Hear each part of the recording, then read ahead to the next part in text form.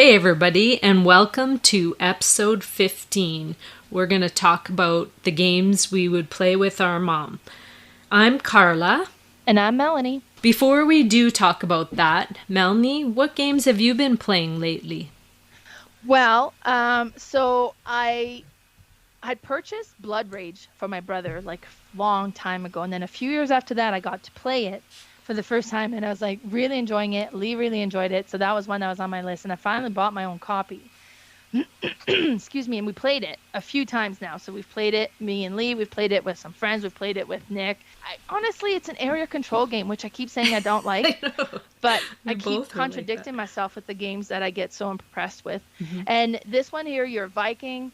Ragnarok is upon us, so the world's about to be destroyed, and we're going swinging, basically. And then you're kind of collecting as much glory as you can before the whole world is destroyed. But every round, it plays in 3 rounds. Every round, any destroyed Viking you have goes to Valhalla, and then they come back out. But depending on the cards that you play, you'll be scoring on different things.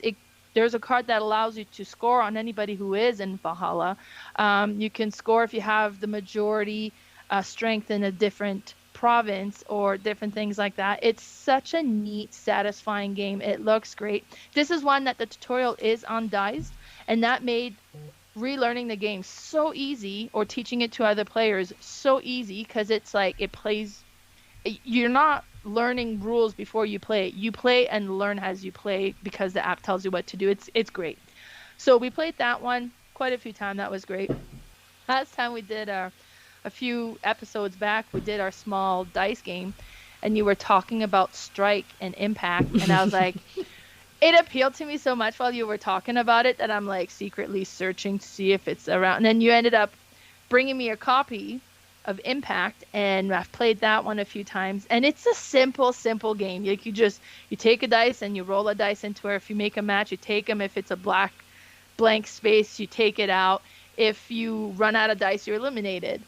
I've played that one a few times, and I really like it. It's just such a neat, quick filler game. And I played it with all the boys the other day, too, and it was one time Jerome rolled and completely missed the box. Like, what were you trying to do? I don't know. That one's out then. That one's dice, out. Yeah. Like, it's a wasted roll.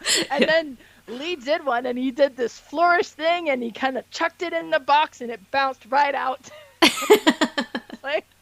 But it was neat. It was neat. We played it a few times, and I'm really enjoying that one. So those are the games I played. How about you? What have you played this past week? I played Taverns of Tiefenthal. I've been searching for this one on the used market for a friend of mine, and I finally remembered that another friend had it, and so I asked him, okay, will you sell this to me? So I got this, and I got this for her birthday.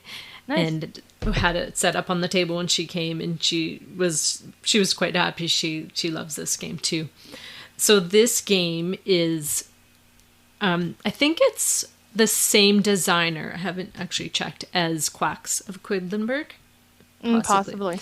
But it's the same kind of thing. I wouldn't say it's quite push your luck, because you can't, bust or anything, but you will play these cards that you start with a deck, and you will build there. It is a deck builder, because you will build more cards from your deck. But you have this board out in front of you, and it's a tavern. So you have, your tables, you have your servers, your dishwashers, your beer storage, you have your beards, and then you also have these place where you can have beer. And you'll flip these cards over, and depending on what you flip, if it's a person, they will sit on one of the tables, and you only start with 3 tables. And if you have a server, it'll go off to the side, dishwasher, whatnot. So you'll place all these cards, but once you've filled all your tables, that's it. You're done. So if the first 3 cards you pull are people, then you have no other helpers. So you can redo that turn. You have this little chip that you get every couple of rounds where you'll give it up and just redo your whole turn and try to get more cards out there. But once your turn is done, then you will take these dice and roll them, and you will all draft from these dice. You'll take one, pass it over pass your little coaster with your dice over, and that their other players will come to you. And then you'll choose these dice, and you'll take all these dice and place them on your board depending the total pips that are on there. Some can go to customers, some can give you more beer, some can give you money, one number can push you up on this monastery track, which gives you little bonuses. And the whole point of doing this is you're going to use beer and money to buy other cards to fill your deck and add better things. It's played in 8 rounds. It's a fun game because you're just trying to build the best deck and have the best turn possible. And sometimes you've built up this huge deck and then you flip over for your next turn and, oh my gosh, that's all people. So you'll redo your turn if you have one of those chips. And there's so many modules in the game that add different things that will help you build your deck better. But it's such a fun game. That's one of the games I've played. I did get Agricola to the table for 2 people, and I really like it. It's like an easier, well, I won't say easier. It's a pre-version of Caverna, only it has card play, so that's the big difference. Right. Now, the card play adds a lot to the game because it can change up what you're doing, you know, how many things you can get going on your board, building your farm, your animals, your crops, and whatnot. It's really good. I think I'll keep both Caverna and Agricola. I just wanted to compare and see which was better, but I still think they're so different with the card play that they will both stay in my collection. Nice. Also got to try Athenium Mystic Library. Now this one has a bit of a similarity to Ex Libris. Right. It uses the books and the theme, obviously, but it doesn't stack the books by alphabetical order. The books get stacked by these pattern cards that you're trying to fulfill. And depending on the color, you want to stack these books a certain way. But in order to get these books, you have this hand of cards that you're going to draft one, and then you're going to pass to the other player. And you're going to play this card in front of you. And on the bottom will be the books that you get. And then on top, there's 2 sections. One section will go to the person on your left, and one section will go to the person on your right. So it's quite interesting because you have to draft, you know, of course, something you want, but you also don't want to give the other people things that they might really, really need to build their books, because you can see everybody's shelves. It's really pretty. The colors are really nice in it, and it's a very neat little puzzly game. That was a cool one to try. And then I also got Istanbul Dice to the table. I've had that one on my shelf of opportunity for a while. And it's a very quick little fun one. You're trying to race to get 6 rubies before the other players. And it's very similar to the big game Istanbul, only you're just using dice and it's played in maybe 20 minutes. There's such a neat little system in this one. You just roll your dice and you can take 2 actions out of those dice. You can either, you know, get more goods, or you can get money, or you can get these chips that will give you an extra action every round, or some money every round. It's just a really cute little dice game that I was so happy to play. And the other thing, in my solo journey, I got Concordia Solitaria to the table. This one is just a deck of cards and some dice that is like an automa, basically. And it's just a super easy way to play if you're playing solo. You can actually play it with 2 players, and that can just be another person. You can play like a cooperative version, so you're trying to play against this person and beat it. It was really fun. Concordia is one of my favorite games. So that was what I got to play. Nice. Yeah. So now let's get on to our top 9 games to play with Mom. Perfect. So a bit about my mom. She's not a huge board game player. We'll play the odd party game here and there, but that's kind of been the extent of her play. But it's funny because she is the reason why me and my siblings are board game players. Awesome. Yeah, so she doesn't play board games, but she made us into board game players. And that happened because her and her friend, when we were little, used to go to yard sales all the time. And almost every week, she would come home with a new board game for us to have. That's right. And then I would read the rules. Tommy would set up the game and trying to figure out as I read the rules. And my sister would wander off until like, okay, we're ready, come back. And then we'd all play. And we played a ton of games. And she got us so many games. And with my list, most of these aren't necessarily games I have played with her. These are games that if it was going to be me and my mom sitting down and we're going to play a game, these are the games that I think would go over well. So because she's not a game player, I've kind of picked games that are more simple to play or that the theme would attract her in particularly, or that is just such a visually appealing game that she would possibly get into it. Now, based on that, my number 9 is Las Vegas Royale. And that one was published in 2019. It was created by Rudiger Dorn, and it's an Elia Ravensburger game. Now, this one she has played before. Her and her husband oftenly go to Vegas. This is like a trip that they'll do every few years.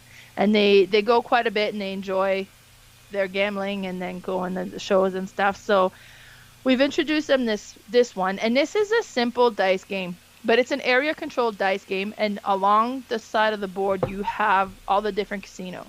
And each casino gets assigned 2 prizes. And the goal is to roll your dice and kind of gain control of the casino to have the most value there, or the second most to collect one of these prizes. Now, if you tie with somebody, you're eliminated. So you would roll all your dice, and these are nice, colorful, bright dice. So you roll all these dice, and you'll look, and then you pick a number. So it'll be 1 to 6.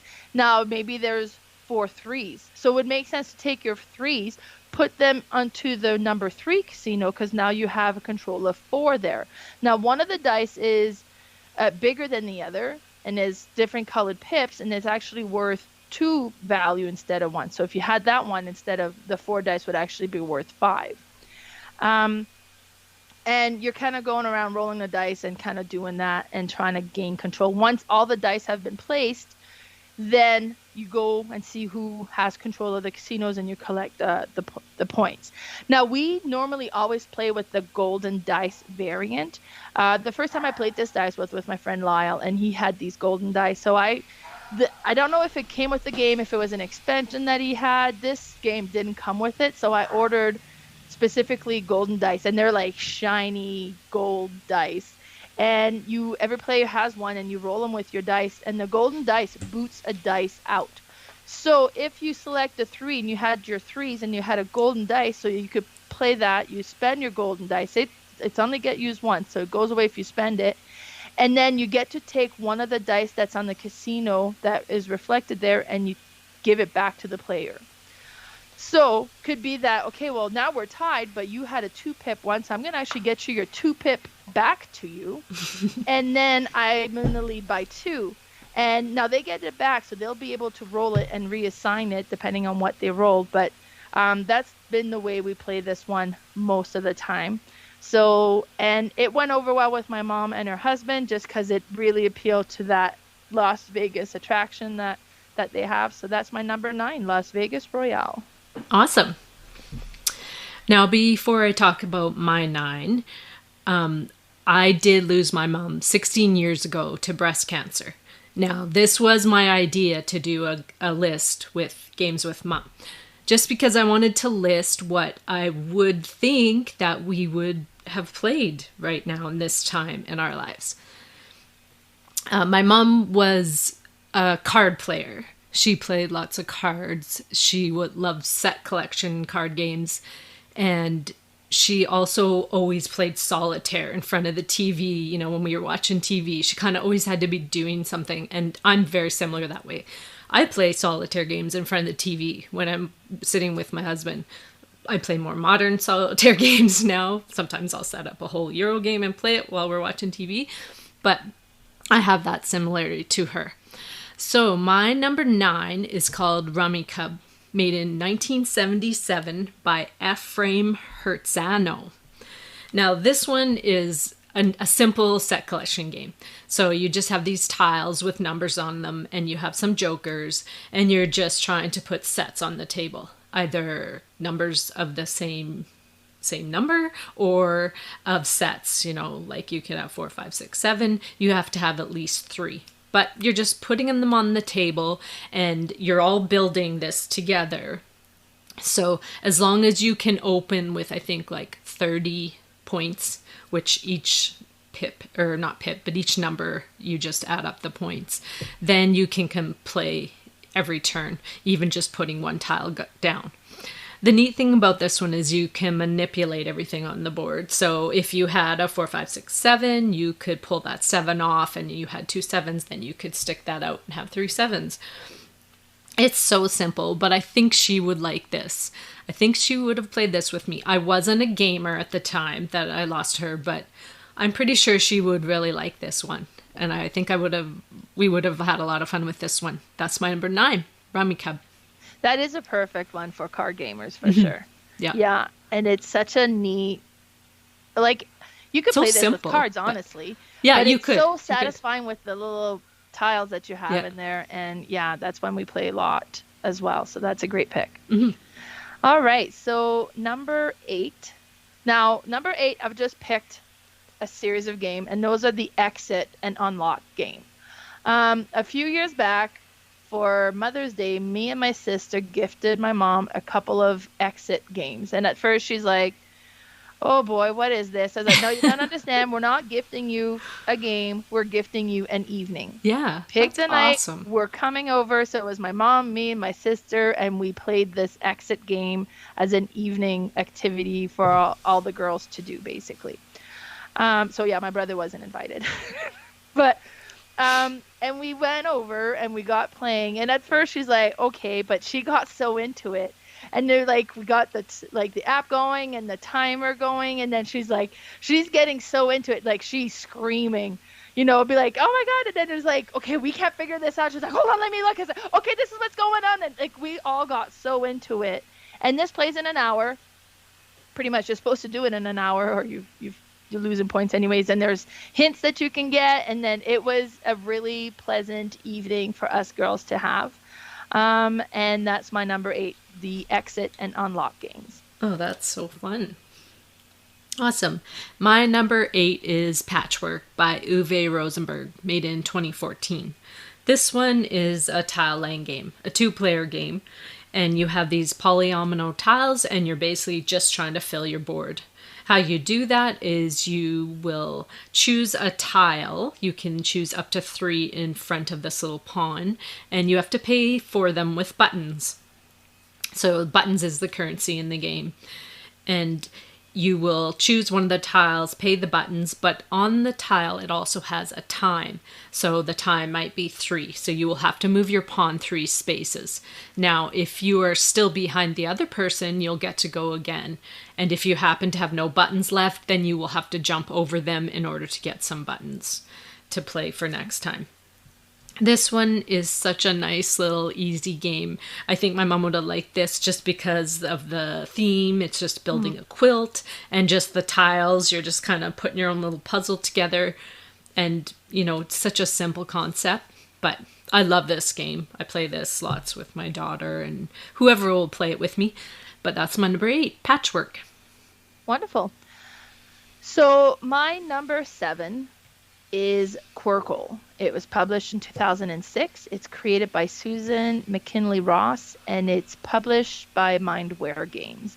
And I think this one is an easy one to bring to the table because it's a very simple, straightforward concept. And it's pretty to look at. You have all these different shapes and all these different colors, and you're trying to it's almost like what is that word once? Scrabble.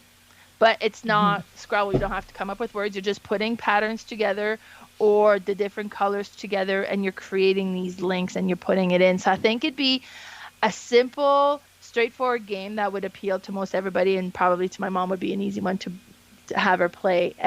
But it's so satisfying to look at the whole thing that you've built at the end and how it looks, and scoring as you go. And I think that would be a great one to play with with mothers. So that's my number 7, Qwirkle.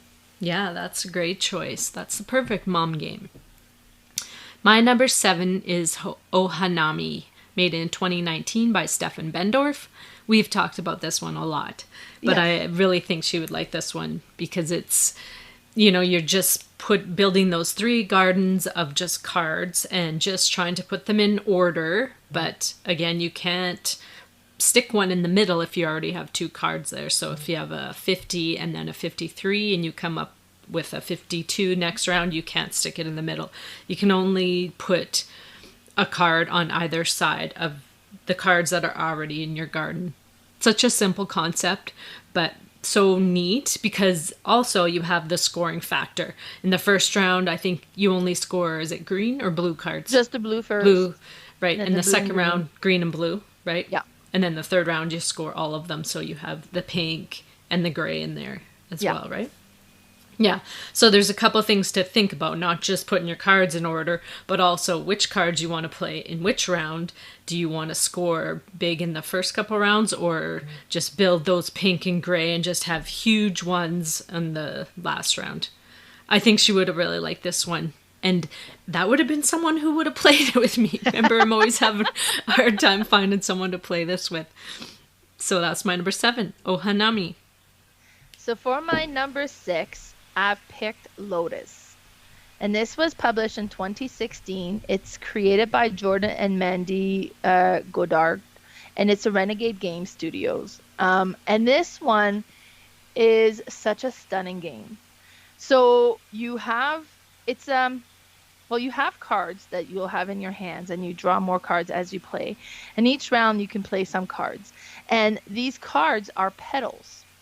Now, depending on the type of flower that you're building, it could be a 3-petal flower or a 4-petal flower or 5 or 6 or 7. And there's a different petals. And then the way that it works is you'll put the card on the table. And there's a little outline where the next card would go at an angle on the edge, and it builds this flower. So by the time you've completed the flower, you have this whole flower built. And it's just stunning to look at. And whoever completes the flower gains all the petals. And each petals will be score 1 point at the end. But whoever has the most control of that flower, so is most represented, because we all have the same petaled flowers in our card, and we all have our own deck of cards, but it has our color background. So if I was playing as the yellow, and there's 5 cards out of the 7 cards that is the yellow, then I would have the most representation there. So I actually get to score either a special ability or extra bonus points to score at the end for having the most control of that flower. And you're playing going around placing flower petals and building these flowers and collecting the cards and points and special abilities. You also have these little insect wooden bits that you can play. So I think you have 3 actions you can play on your turn, and you can place a petal. You can place that little wooden bit on one of the flowers, which increases your control of that flower. So that counts as on top of the petals as well. And it's just such a beautiful, stunning game to play. And the way that it looks is just so beautiful. I remember I played this one with my sister once, and my sister's quite the tomboy, I would say. And she's like, ugh, flowers, we're building flowers, and we played, but there's a lot of game there. There's a lot of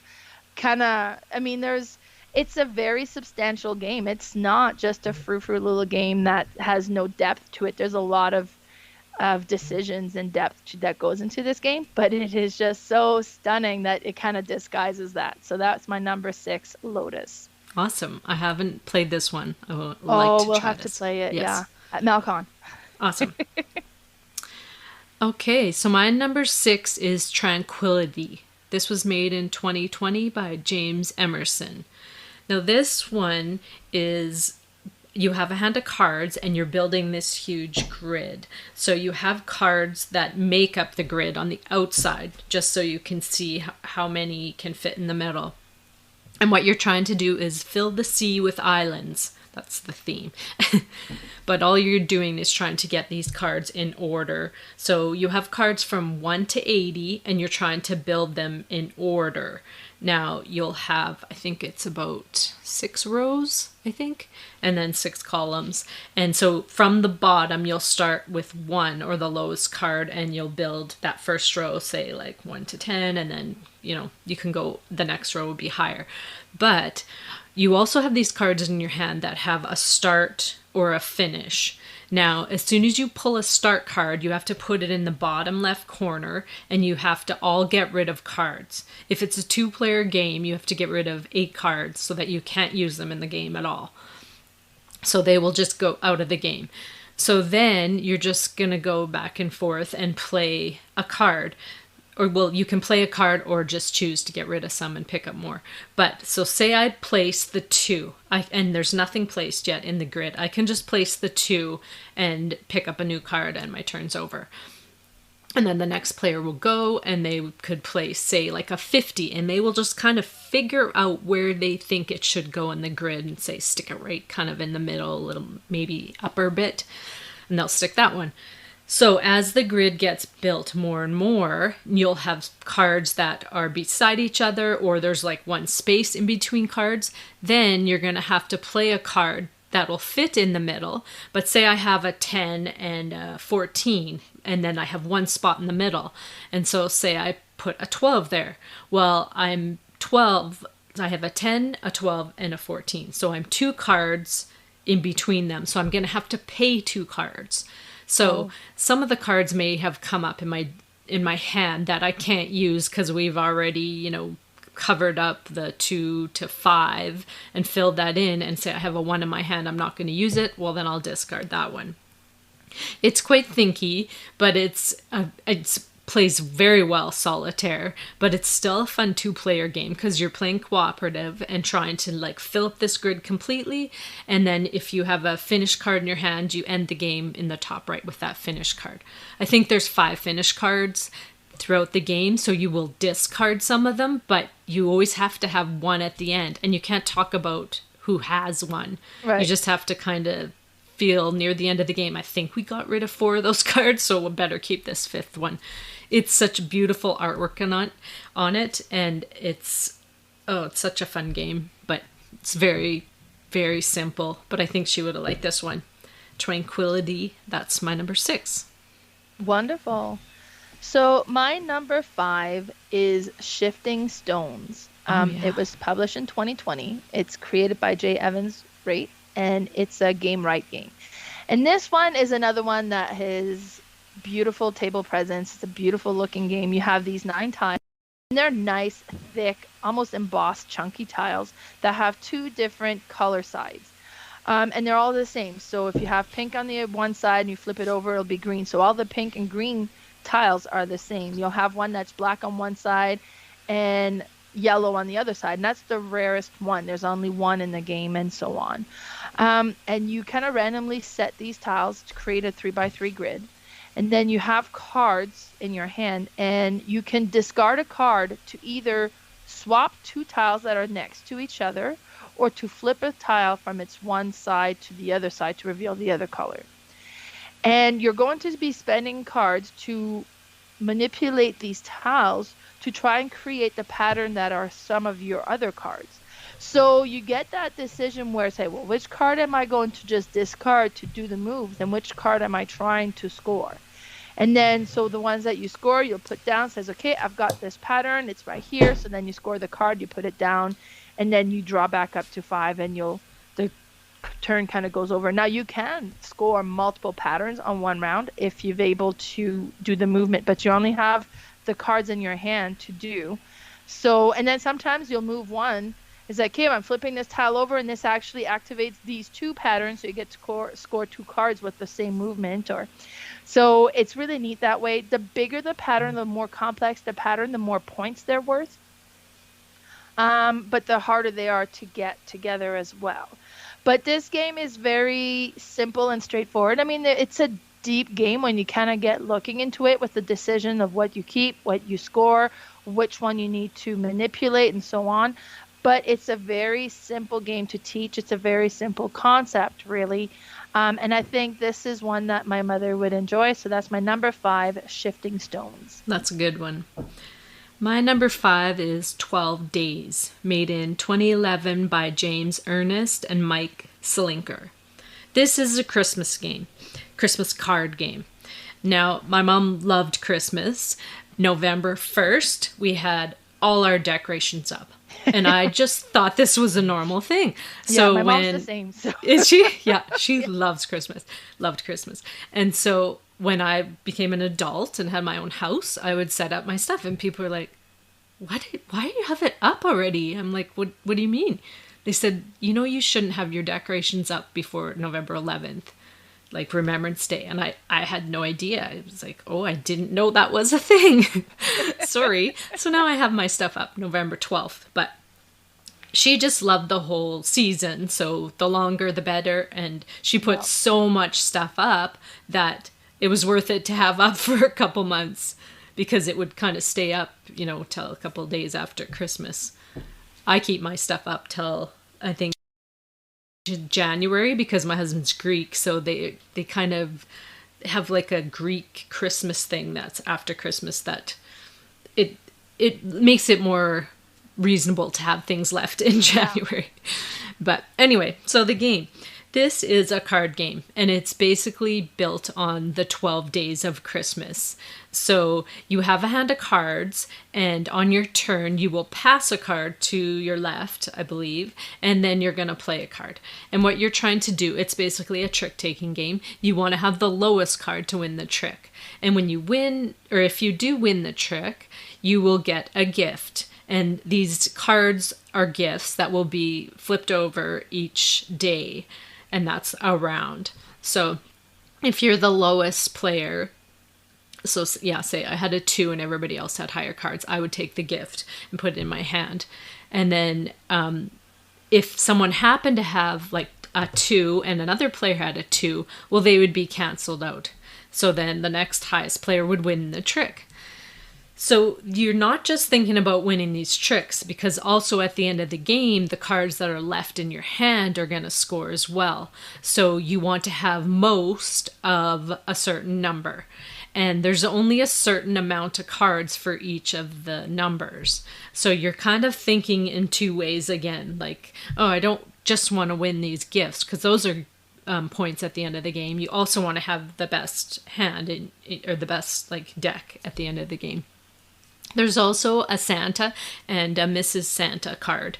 Now those gifts, if you win them, then you have to give them away. And those are low cards. So it's kind of a real thinky game as well. But the trick-taking part, I think she would really enjoy. She's played a lot of games like that. And that's my number 5, 12 Days. Wonderful. Yeah, my mom is the same with Christmas. Yeah. Honestly, she would start the Christmas music in September.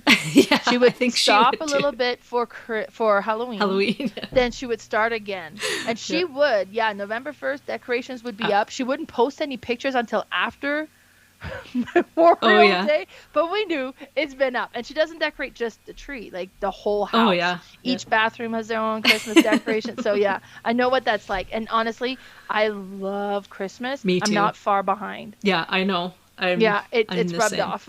Yeah, I love the season. Yeah, I put my Christmas tree up, and then it's like you can get a timer for the lights. Like, well, what for? Like, this Christmas tree is lit up the entire time. And I love getting up in the morning and sitting down and just staring at it in the dark. And it's like, it's so beautiful. Cozy. Yeah. I love it. Yeah. So, yeah, that's definitely been passed down to me from my mom. So I get that. So my number 4 is Kohaku, published in 2020. It was created and is the artwork is by Danny Devine, and it's a Gold Seal Games. This is a game that I've half played. I've half played it because I had to walk away from the game and get some other stuff going. So I haven't even played a full game of it, but it's so stunning. And just now I'm talking about the one that comes with the acrylic tiles and then the painting and the artwork. And I think that is so satisfying and beautiful to look at. And in the grand scheme of things, it's a very simple game. You draw 2 tiles, 1 fish, 1 nut fish, and you add it to your grid where your fish don't touch the fish and your rocks don't touch the rocks. So you go like, you stagger them and you just build this. And then at the end, you're trying to build it in a way so that it'll score. And different tiles will score differently depending on what's around it or how they interact with each other. So it's a very simple game. It'd be an easy one to teach, an easy one to get to the table, but the look of it is so beautiful that I think it would attract just because of that. And that's one that I think my mom would enjoy. And this is Kohaku. Yeah, good one. That is perfect for mom. All right, my number 4 is Azul, made in 2017 by Michael Kiesling.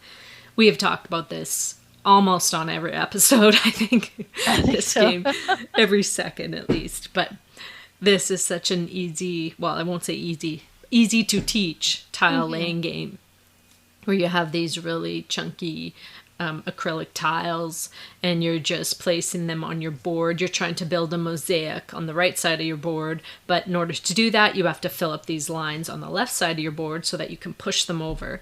And you're taking these tiles from these little factories that are in the middle, and you will have to choose all of one color, and the rest of them you will push into the middle. And once they're in the middle, they can be taken as well. But the first player to take from the middle also has to take this negative tile. That'll go on the bottom of your board. It will also give them first player at the next round. But you could build up some negative tiles at the bottom near the end of the round when you're forced to take tiles and you've already filled up all the colors that you have on the left side.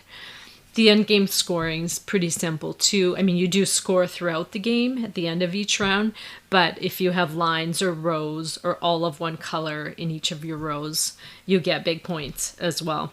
It's such a fun, satisfying game that I could picture us playing out on the deck. I think she would like this one. That's Azul, number 4. Wonderful. So my number 3 is Canvas. It was printed in 2021. It's a Jeff Shing and Andrew Nerger game, and it's by R2I Games. And this one is just such a satisfying, pretty game because you have all these blank or see-through cards that have artwork onto it and symbols along the bottom with on the different color palettes. And the goal is you're going to be collecting these see-through cards and you're going to stagger them in different ways, trying to create different patterns with the symbols along the bottom that will score differently. And because at the start of the game, you'll flip some cards that tells you the different scoring. So if you have 3 patterns in a row that are the same one, you'll score this, you get a ribbon for your painting and each ribbon is going to be worth so many points. Or if you have one of each patterns, or if you have, so it's all these different things that will allow you to score. And so you're collecting these cards, these see-through cards, and then you're stacking them, trying to 3 of them in different combination, trying to get the ultimate pattern along the bottom. And then you slide that into a card sleeve that has like a neutral pastel background, and then this is your artwork, and then you score it and you get these ribbon prize for each of your painting. And it's so pretty. It's a very simple game to play. It's very satisfying to kind of stagger these things and see what kind of painting you're playing.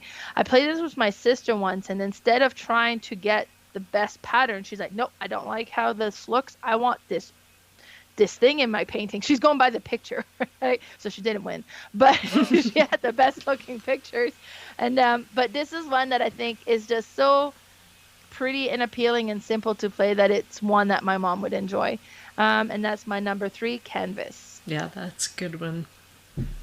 Isn't there a rule, or maybe I just saw this on a video, that you also vote at the end of the game who has the best picture? Oh, I don't know if that's part of it. No? We haven't been doing that. Maybe that was just someone added that in. I'm sure somebody kind of, yeah. Okay, that's a really good one. My number 3 is The Game, made in 2015 by Stefan Bendorf. This is a very simple card game. I feel like it's modern solitaire, basically, except that you can play with multiple players. I played this a lot in front of the TV. But what it is just a deck of cards that you have 2 cards that have 100 on them and 2 cards that have 1. And you place those down in front of you, and then you shuffle the rest. And the rest are all numbered between 2 and 99. So you have a hand of 8 cards, and you have to play at least 2 cards. So what you're trying to do is from the number ones, you're trying to build up to 100, and from the 100, you're trying to build down to 1.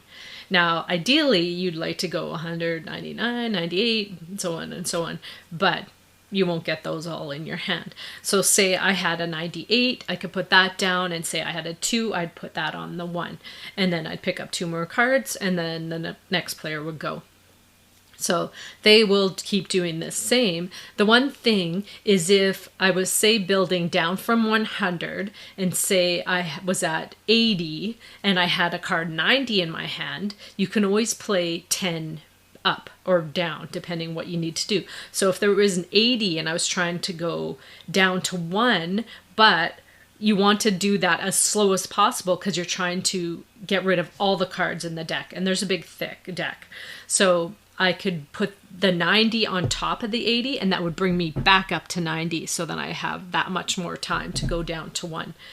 It's a very simple game. This, I think, could replace her solitaire game that she would play in front of the TV.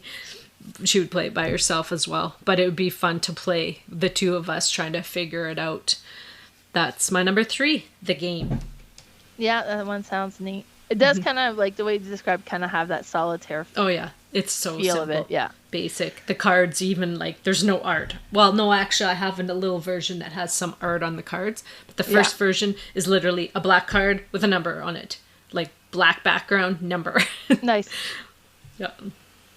Nice. Perfect. And that was your number 3. Yes. Okay, so my number 2, now I'm picking this one mainly on theme, and that's Arch Ravels. And it's published in 2021. Adam McCrimmon and Jordan Miller are the designers of this game, and it was done by XYZ Game Labs. Now, this is funny because XYZ is our code for check your fly if it's open. Like XYZ, examine your zipper. So every time I see XYZ Game Labs, I'm like, examine your zipper. I've never heard But anyways, that. So Arch Ravel is about knitting and crochet. Now, I come from a long line of knitters and crochet, and it was funny because both my grandmothers are crochet and knit quite a bit. And my mom did as well. Even my dad was the one who first showed me how to crochet. Really? Yeah, I know it sounds unusual. And then so now I do as well, mostly at Christmas time. Kind of make different gifts and stuff with so I'll crochet a lot during that time, and so this one is just satisfying on that end of it because you're collecting different yarn colors, and there's little wooden tiles and yarn, and you put them in this little bowl, and it's, you know how you have the bowl that has a little cutout to loop your yarn in so you can kind of crochet, and then your yarn stays in the bowl. Well, that's the bowl. Everybody gets this kind of design bowl that is a little yarn bowl, and you have 4 actions that you can do, and there's different actions on each one, but there's 4. It's kind of like worker placement a little bit, where you move from one location to the next of the different 4 of what you can activate. So it'll allow you to collect yarn or make a project or different things like that, because you'll have a project, say I'm going to do mittens. Now, to do mittens, I need a blue and a yellow yarn. So you'll collect a blue and a yellow yarn, and you can do the mittens. And then you can actually also fulfill orders. So this person wants 2 pairs of mittens and a toque and a scarf. And if you score that, that's going to give you this many points. Now, each completed projects are worth points. But if you cluster them into fulfilling an order, that's going to give you more points than they are worth individually. So you're going around collecting your yarn, making your projects, and then trading these projects to do these orders so that you have the most points at the end of the game. And it's just so pretty. It's so like bright, colorful, and then the theme is so interesting with the Arch Ravels, and then all the knitting and crochet, and just based on that alone, and then our family history with the crochet and the knitting, I think that would be a hit. So that's my number 2, Arch Ravels. That's a good one. I've never played it, but my mom was a crocheter as well. Yeah. She did that a lot. All right, my number 2 is Floriferous, made in 2021 by Eduardo Barreth and Steve Finn. This one is a card game, basically, but you're going to have this big not kind of a grid of cards. You have, depending on player count, you'll have rows of cards, and you will have some flipped up and some will be flipped down. And then on the bottom, you have these little point cards, like they'll give you different scoring opportunities. And then you start at the side of these rows with your pawns, and you can choose one of the rows. Yeah, you'll choose one row and you'll put your little pawn on and you'll choose that card. Now, it will either be a flower card. This is like a flower game, obviously. Or it'll be a card with a bouquet on it. Or it could be a statue. There's some statue cards that will give you points as well. And so if it's just a flower card, it will have a type of flower, it'll have a color, and it might have a little bug on the little corner of it. Now, why it has all these things is at the top of that, there are going to be these 3 objective cards that you're trying to complete. You don't have to, but they'll give you more points. Now, on those cards, they might have, say, a couple different types of bugs or color of flowers or types of flowers. And you will need to have all those things in order to put one of your little chips on there. Now, as you go on in turn, you will start in the first column and, like I said, choose a row and place your pawn. And once you place it there, you block that place. Nobody can go. And then on your next turn, you're going to go to the next column and choose one of the cards in that row. Also, when you're at the top, you will be the first person to go next time. So that matters too when you're in line there. Now, you're just trying to collect flowers, same types or same color, depending what little scorecards you collect on the bottom, or if you're trying to achieve the ones on the top. And you'll just go to the end. So after you've completed all the columns, you'll start on that side. The second round, you'll just add more cards to the grid there. And then you're going to move from right to left and you'll do the same thing. And then you'll do one more round going left to right. And so you'll have all these cards built in front of you and hopefully some of the scoring cards, and may have completed some of the objectives on top. The ones on top, of course, if you do it in the first round, you're going to get, say, 5 points, whereas the second round will be less, and the third round even more less. It's a very simple set collection, scoring, different ways. Like every game is different depending how you do it, how you lay out the cards. The face down ones are always a surprise. So if you look in that column and you're like, I don't need anything there, I'll just gamble and take that face down card. It's just a fun little game. Plays really well solitaire as well. That's my number 2, Floriferous. Wonderful. So we're on number 1 now. Mm-hmm. My number 1 game for a game that I think my mom would enjoy is called The Princess Bride Adventure Book Game. It was published in 2020. It was created by Ryan Miller, and it's a Ravenberger game. And what's neat with this one is it's based on the story of the Princess Bride, and this is an actual book. So each page of this book is a different map. And you have these little miniatures. Now, I played with my friend's Duncan's copy, and he had each miniature painted as the characters. So you have, Princess Buttercup and all these different characters. And you start at the beginning of the story of the Princess Bride, and you're at the farm, and you got to do these different objectives each round.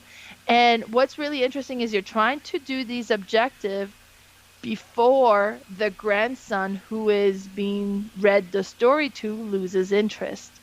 So this is a cooperative game, and you're going around, you can move these characters, and you're trying to complete your objective so that he doesn't lose interest and the story can move on. So I thought that was such an interesting thing because it's so thematic to this movie. And it's a cooperative game, so it's an easy one to have new players come in because, I can, you can help each other on how to kind of, and it starts with a very basic story, so it slowly kind of increases in difficulty as you play because it kind of gradually goes deeper and deeper in the story. And I think just based on the theme with the movie, because who doesn't love Princess Bride? And I think this would just be one that would work well. And that's my number 1, The Princess Bride Adventure Book Game. Awesome. That sounds cool. All right, my number 1 is Canasta, made in 1939 by Segundo Santos. Now, I just listed this one because this was her favorite game. She loved playing Canasta. This is basically set collection, the game. Nice. I think there's also another version. I don't know if it's identical, but called Hand and Foot. Yeah. I don't know if they're exactly the same. I'm not sure. I haven't played Canasta. I've played Hand and Foot before, but yeah, so it's a kind of multiple decks of cards together and kind of like creating sets and playing as teams and yeah. Anyway, so I played this, I think, a couple times when I was younger with her, but then my brother had just retaught it to me a few years ago. Him and his wife play this quite often with another couple. And you basically, I think you have 6 decks of cards, but you're basically just trying to collect sets. So sets of numbers, sets of wild cards, sets of colors, I believe, too. I'm not positive on that, but the thing is, the modern version of the game I have is called Antiquity Quest. So this... Oh, so that's Canasta, basically. Yeah, it basically is. But it's so pretty, and it has, like, nice art in it. And yeah, so I think I would introduce this one to her because, I mean, it's prettier, and it has a little bit of a theme behind it. But it's identical, almost. There's even some more, like, little things they add in there that would be neat to the game.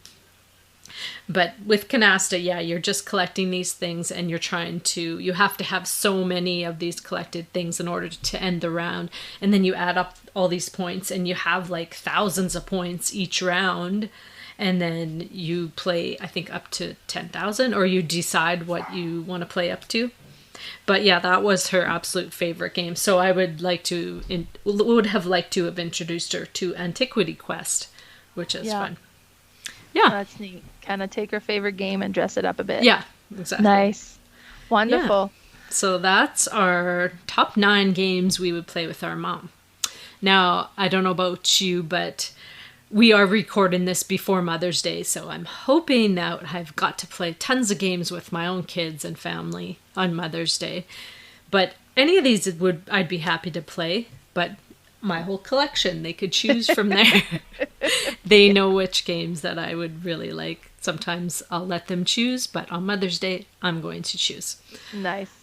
Yeah. Nice. So next week, we are going to talk about... Well, actually, we haven't totally decided. Or have we decided? Yeah. Yeah, we're going to do that. Okay, we're going to talk about heavy Euros. So for me, those, I have quite a few, but they don't get to the table as often as all my other games. I do love them, and I always enjoy playing them, and I'm always exhausted after I play them, but I do love them. What about you? What's your thoughts? Yeah, I like them. It's not the one that gets the most played with the kids. I've got, so I'll have to kind of figure out which one. My heavy might be a little bit lower than heavy, just based on what I've played. But I mean, I've played a big variety. I've enjoyed them. And there's some games but they're like, it's when you look at the ratings, like, oh, this one's like a 4 on BGG in complexity, and I'm just so intimidated that I was like, oh my god, I'm scared to try to play this one. And then I've played them, and it wasn't so bad. So no, I'm excited to do this list. Yeah. Now, before we end it, let's make sure we talk about how we can be found. So, Carla, where can everybody find you? I am on Instagram at Boardgame Specialist, all one word. I share a web or a Facebook page with a friend. It's called Red Deer Board Game Fanatics. What about you? So I am on Instagram as boardgame_mama, which means mother. So, perfect for this. There you go. My YouTube channel is the Board Game Mama, and my Facebook page is Disbury in the area is playing all the game. And that was one thing that's neat, because my mom follows me on all of those platforms. She'll watches my videos. She likes my stuff on Instagram, and she's like, because she's not a board game player. She's like, I watch your videos and you make them seem so interesting, and I want to play them. Oh, good. I don't want to play them, but you really make me feel like I want to play them. So it's funny. So this was, our episode 15, dedicated to our mothers. My mom in Calgary and yours in heaven. Mm-hmm. So Yeah. Yeah. So happy Mother's Day to all you mothers, because this episode will drop Monday after Mother's Day. Yes. So happy Mother's Day to us. Yes. And to all the other moms that enjoys board games. Such an amazing way to create memories with your children. So yeah. Yeah. That's awesome. All right. So until next time, thanks for listening and bye for now. Bye, everybody.